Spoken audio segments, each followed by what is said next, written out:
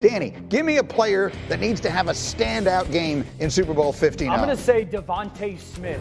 Out of all due respect to A.J. Brown, I just don't think the Chiefs are going to give him a ton of opportunities.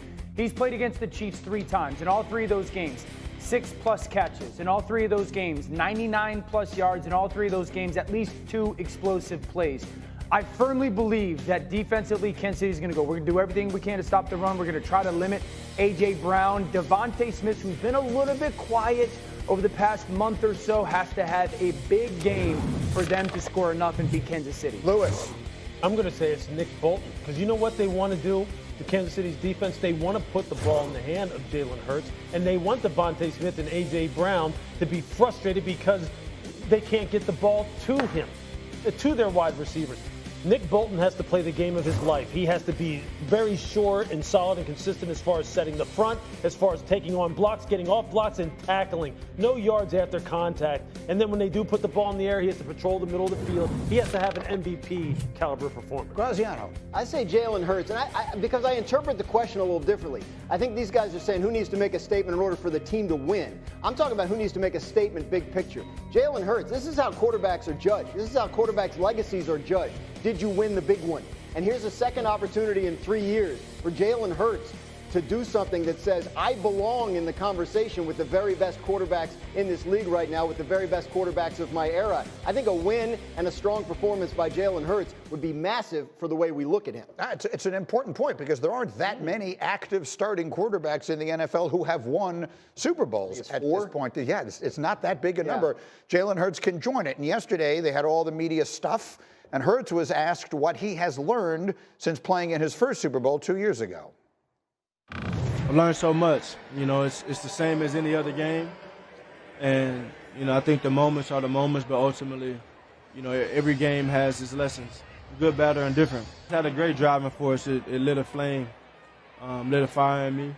And to have this opportunity again, it's exactly what you work for. So, Orlovsky, I'm looking at your notes, and it says this will be Jalen Hurts' biggest challenge of the season. Why? I'd say it's Jalen Hurts' biggest challenge since that Super Bowl, because the reasons and the moments he's played well this season and recently has been when teams have kind of just played that one-on-one coverage. And he's been able to throw the ball to a soft coverage or one-on-one to a Devontae Smith on an outbreaker. And they've been great throws. I mean, this is when he's at his best, when he has a very clear understanding, like, oh, you're playing my guys one-on-one, and I could throw the ball on an outbreaker or a corner route or a go route to A.J. Brown. It's kind of what Washington did in the NFC Championship game. He is not going to get that against the Kansas City Chiefs. This game is going to come down to, can Jalen Hurts do 2 things? Number 1, can you see the picture change?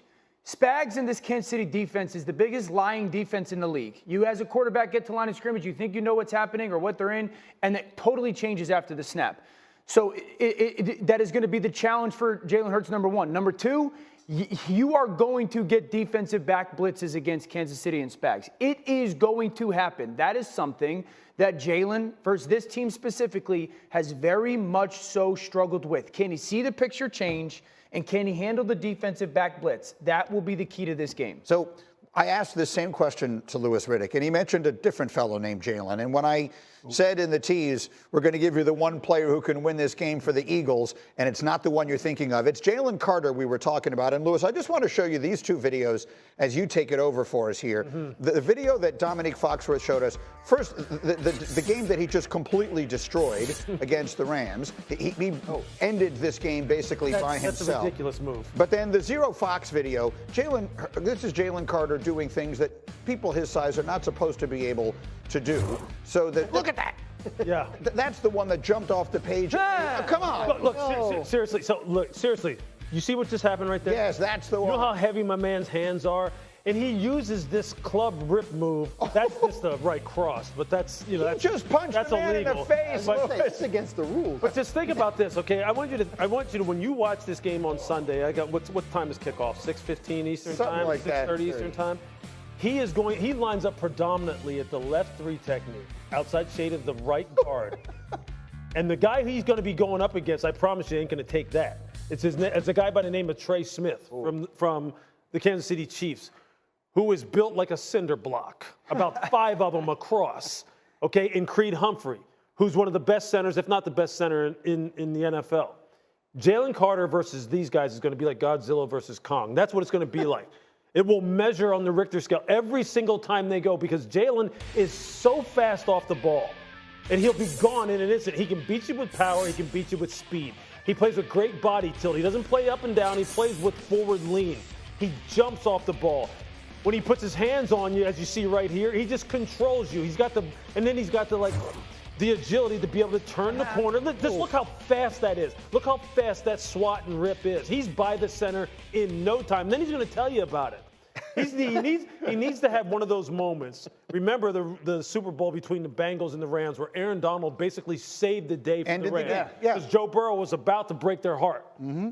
That's the kind of moment Jalen Carter needs to have in this fourth quarter of this game where Patrick's about to rip their heart out and he takes it back from him. He needs to make that kind of play.